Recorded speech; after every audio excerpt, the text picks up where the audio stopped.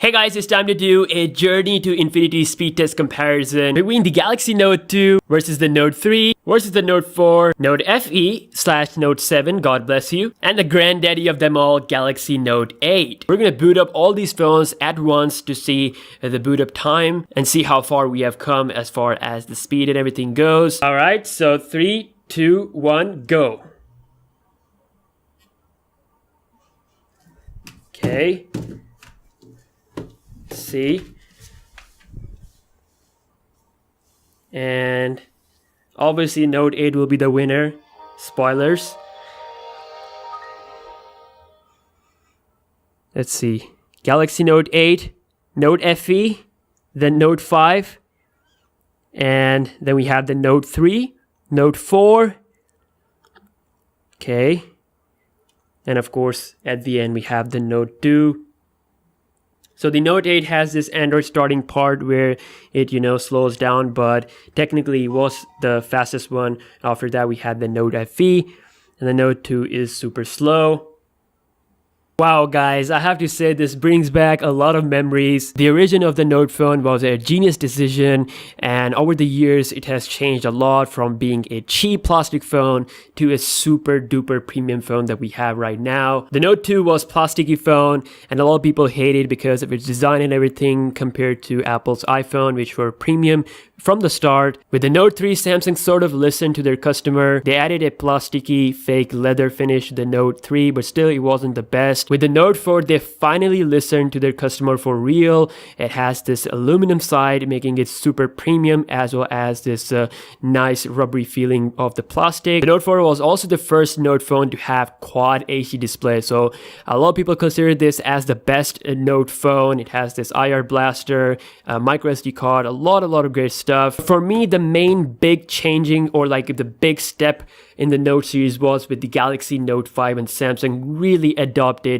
the premium design and introduced this beautiful glass and metal combination that continued over the years to future Samsung flagships. The Note 8, the Note FE, they all are somewhat based on the Note 5. So personally for me, the Note 5 was the best Note phone of all time. It's also the Note phone that spent the largest time. I mean, of course, the Note 7, it died, so people had to use the Note 5 for some time. And then of course, we have the Samsung Galaxy Note 7 or Note FE. It's a special edition phone. It has a special place in our hearts. I absolutely love it. It's super premium, and Samsung further improved their design. They added this curved edge, and this was the only variant that they released, so there was no Note edge or anything like that. They combined the flat and edge screen in a way that where we don't really have to have the two different phones, so it's all packed in just one phone. And of course, with the Galaxy Note 8, we have this beautiful infinity display. According to DisplayMate, this is the best display on a smartphone right now. OLED, Quad HD, and it's super duper premium. The best thing about the Galaxy Note series is that they are the headliners. They are the true best stylus phone out there right now. There's nothing, I mean nothing, that can challenge the Note phones, Samsung Note phone, when it comes to stylus capabilities. If you are a fan of drawing, then I mean there is no better phone than the Galaxy Note. Let's see how the internal processor has improved as far as the numbers are concerned. So you can see I've launched Geekbench application on all these phones. Of course, the Geekbench 4 is for the latest models, and Geekbench 3 is for the models who are old. So you can see that over the years, Samsung has improved their phones a lot. You have 2 gigs of RAM with the Note 2.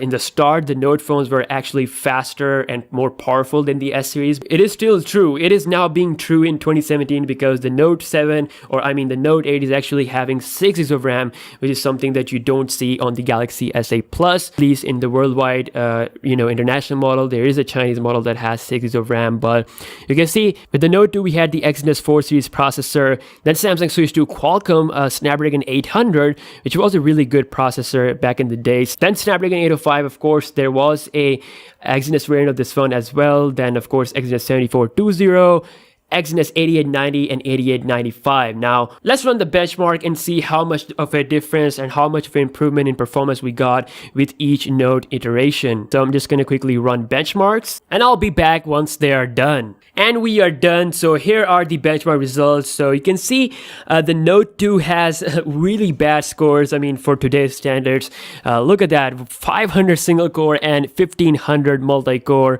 Compared to the Note 3, there was a jump, like we have almost twice the score coming at 3000 and a bit of improvement in the single core as well. But the difference between the Note 4 and the Note 3 doesn't seem to be that much. It's just barely an upgrade. Then with the Samsung Galaxy Note 5, we have a big jump to 4000 and 1442 in single core, and then an even bigger jump with the Galaxy Note FE, near 6000 score and 1939 single core. And now with the Note 8, we have the highest benchmark score that we have on current Android phones. So scores 6725, really close to 7000 mark, and 2022 single core. So over the years, you can see the single core score hasn't improved that much. I mean, we've only gone from 500 to max 2000, whereas the iPhone 7 Plus, for example, is already close to 4000 in single core, like it scores 3600 something, and soon with the iPhone 8 it will cross 4500 something,